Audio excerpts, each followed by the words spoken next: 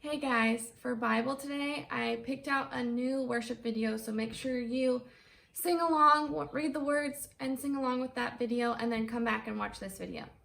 Today we are starting a brand new lesson, Bible lesson number 28, and we're just going to talk about vocabulary for today, and then we'll jump into the lesson tomorrow.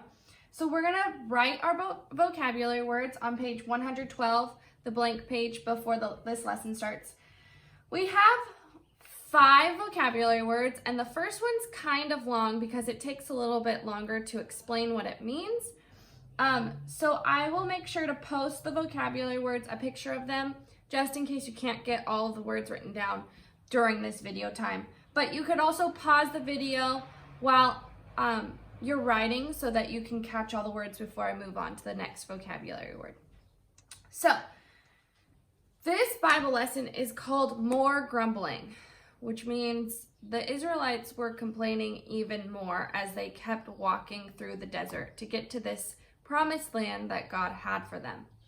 Now, God had already saved them multiple times. He'd already shown them he was with them, and they decided they were going to grumble even more. So we're going to see how God still sticks with them, and they still don't have a great attitude about it.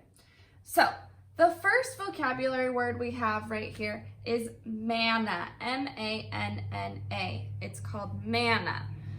So manna is a little bit longer of a description. It's going to play a part in our story, in the Israelite story, when we get to that.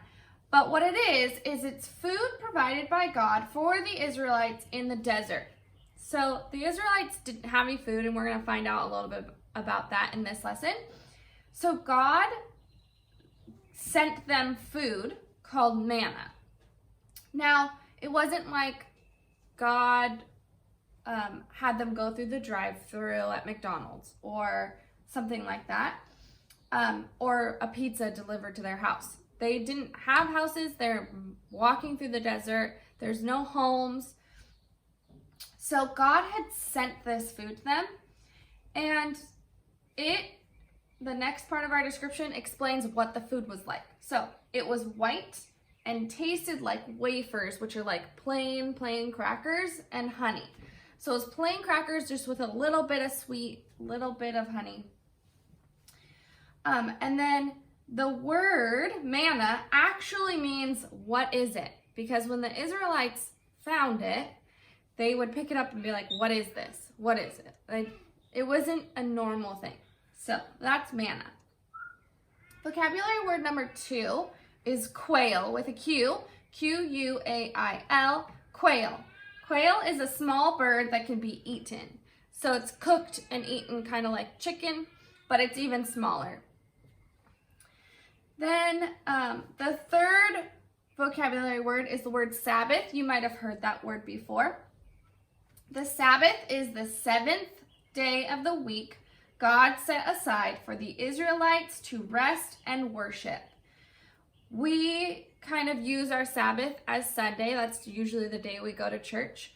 But the Israelites would actually rest and worship. When they rested, they weren't really allowed to do anything, any hard work. They weren't really supposed to cook. They weren't supposed to do anything except for relax and worship. Just like when God created the earth and on the 7th day he rested, that's what one of his laws for the people was that they would keep the Sabbath, and they would have the 7th day of the week would be a day of rest and worship. So then vocabulary word number 4 is patience. Patience, that's something that we're working on right now because in this time while we're doing online school, not everything works perfectly, not everything goes smoothly, so we need to have patience with one another. And patience is being content to wait with a joyful spirit. So that means you're waiting for whatever's going on, but you're waiting with a joyful spirit. You're waiting without complaining. We're not sitting there. The opposite would be sitting there complaining, gosh, why won't it happen? What's going on? And just saying not so nice things. But being patient is being calm, waiting, and not being upset about having to wait. So then number 5 is the word contentment. Contentment means being happy with all the Lord has given me. So contentment would be like not being jealous of someone else and saying, I want that toy that they have.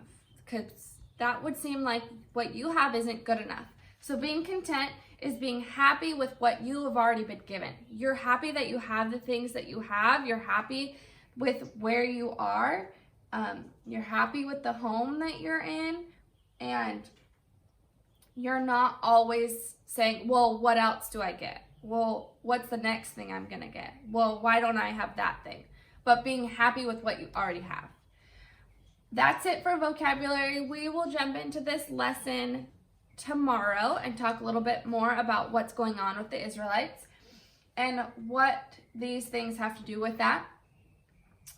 And I will post a picture of this after the video. And that's it for Bible. Bye.